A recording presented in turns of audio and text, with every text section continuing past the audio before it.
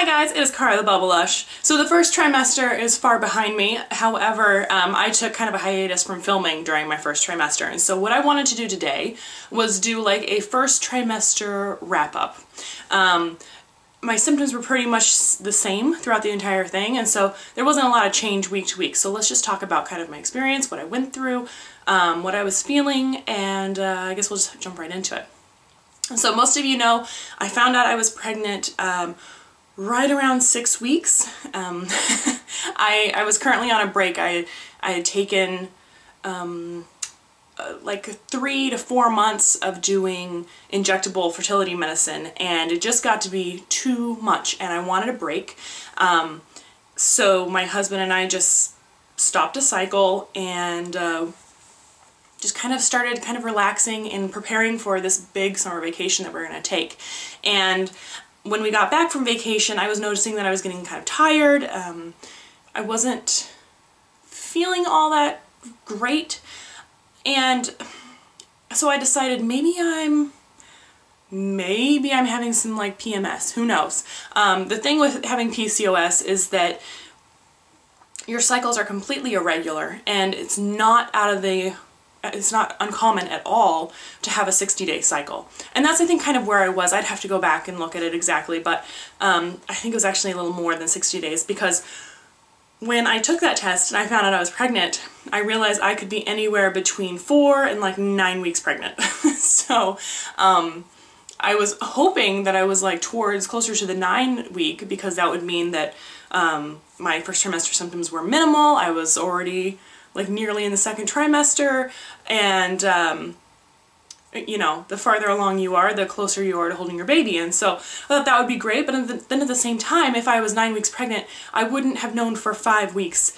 And how do you not know you're pregnant, right? Like, that's kind of what I was thinking in my head. So when I found out that I was only 6 weeks pregnant, it kind of all made sense. And a few days after that ultrasound that we confirmed the pregnancy, I really started feeling the first trimester symptoms. The nausea was extremely intense, and the only thing that would calm it down would be drinking milk. So I was drinking copious amounts of milk. It was disgusting. There was a point where during my like 15-minute morning break at work, I went to the convenience store that was like right across the street, bought a gallon of milk, brought it back, and I drank like well over half a gallon of milk over the course of the day, of the work day. My coworkers were like, "What is wrong with you?" That's not right. And right after the nausea started, the exhaustion really set in. When I was pregnant with Hannah, I noticed that by the time like 11:30 rolled around, I really felt like I needed a nap. And so during my lunch half hour, I would just go and sleep in my car. And once I woke up from that nap, I felt a lot better.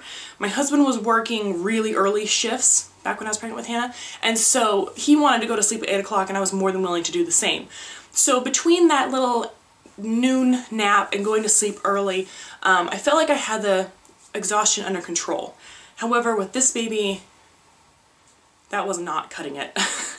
I was exhausted from the moment I woke up in the morning until the moment I went to sleep at night, and no amounts of naps or relaxing or laying on the couch or anything would help me to feel rested. Exercise didn't work, changing my eating habits didn't work, like nothing worked. I was just exhausted. So combining that with the nausea, basically what I did was, right after I stopped working and became a stay-at-home mom, it was kind of horrible timing in a way, because here I'm making this huge transition into being a stay-at-home mom, and it's a big upset for Hannah, because we've had the same, you know, routine for nearly 2 years, and then all of a sudden she's with mom full-time, and mom is sick. So Hannah's world was definitely turned upside down. My world was turned upside down, and my husband had to pick up a lot of the brunt of the housework, because, you know, I would lay down because I wasn't feeling well. I wasn't eating. I couldn't really eat anything, and whenever I would stand up, I would get so lightheaded that I would nearly faint. I would have to sit back down and like put my head between my knees and just really calm down. Like, if I like, let's say Hannah was running around and she like hurt herself or something, and I got up really quickly to go check on her, or like to go run over to her, I would be like I would break out in kind of sweats and like kind of crumple to the ground next to her, and like I was trying to take care of her, but also I was doing really poorly. And I don't think, I mean, my mom saw me during this time and Chris saw me during this time, but I don't think anyone really understood like just how awful I felt unless they had felt that way themselves.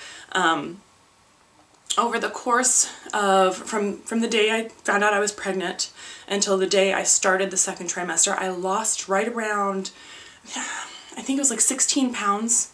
So it was like 2 pounds plus a week that I was losing, and but the weird thing was is that I was already starting to show. Like you could just tell that like my stomach was getting way more distended than it usually was, but like my thighs were shrinking and my face was looking thinner. But I was like, you know, 11, 12 weeks pregnant, and I was visibly pregnant. And I know that that's that happens a lot with the second baby, but it was just kind of so confusing to me because I was just starting to wrap my head around the idea of being pregnant. I was feeling awful. I was noticing that I was like losing weight, and yet like my maternity clothes weren't fitting right because I was kind of a different shape than I was last time around. And being in maternity clothes when I'm still in the first trimester was very, very strange. So it was all just weird.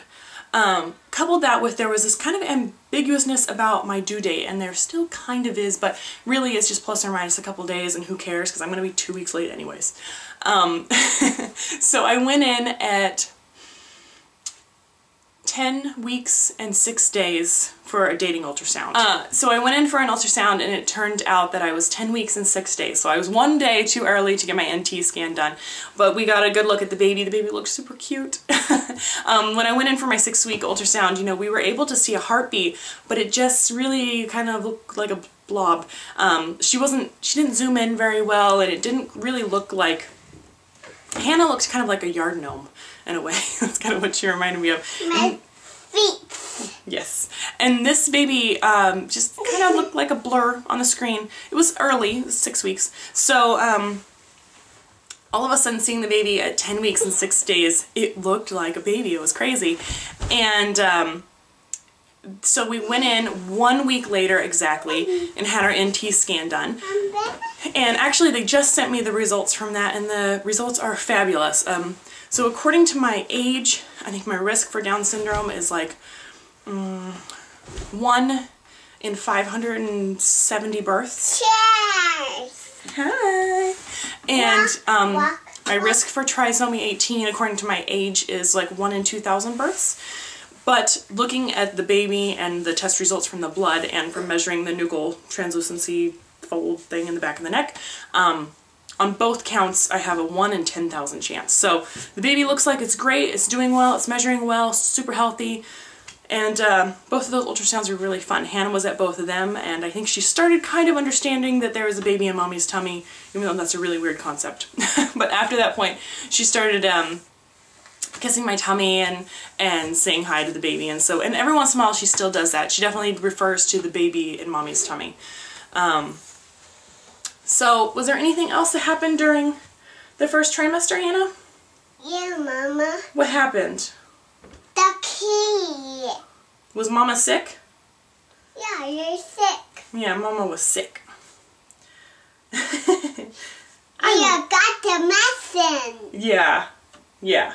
Oh, that's actually Mama, correct. You got baby in your tummy. I do have a baby in my tummy. Speaking of medicine, my doctor actually did offer me the morning sickness pill, whatever, the anti-nausea medication, because of the weight loss and the fact that I wasn't able to eat anything except for drink tons of milk,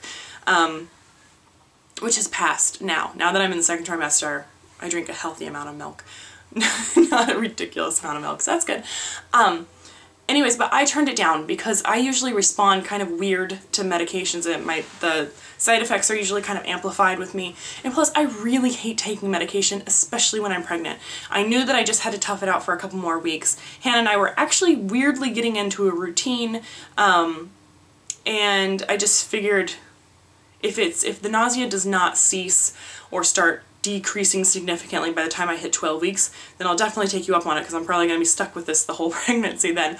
But I can make it for a couple more weeks, because by the time I saw her, I was over 10 weeks along, I think. Or I was about 10 weeks along, and 10 weeks, 5 days.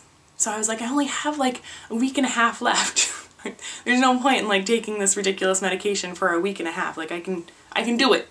So I didn't take the anti-nausea medicine, but I definitely probably could have. It was definitely bad enough that I could have done that. Thankfully I didn't throw up a lot. I just felt awful. I told my husband it's basically like I felt like I had the flu. Like I ached all over, I had no energy, I didn't want to get up off the couch, I didn't want to eat anything. So caring for Hannah was really difficult. During the first pregnancy, you know, when you feel bad, it's just yourself you're taking care of. But when there's other kids around, you have to make their lunch and take care of them and entertain them throughout the day. And when you feel so horrible yourself, I mean, any parent knows, like, it's hard enough being sick for a couple days. Being sick for 6 weeks, it's really, really tough. But we all got through it, and now, thankfully, I feel awesome. So, if you have any questions for the first trimester, leave them below. What I'm going to do is, I think we're here within the next week, I'm going to put together my like top 10 favorite items for the first trimester, like my must-haves. And I'm also going to post the pictures from my ultrasounds on a blog, and I will link those down below. So it's going to be ultrasound pictures from 10 weeks and 6 days and 11 weeks and 6 days. So you can check those out at the links down below. And I think that's about it. Thank you guys so much. I'm going to follow this up with a week 17 pregnancy update, because I had a midwife appointment and there's a whole lot of drama that I want to talk about. And then in a couple days I will film my week 18 vlog, and I'll probably do a belly shot.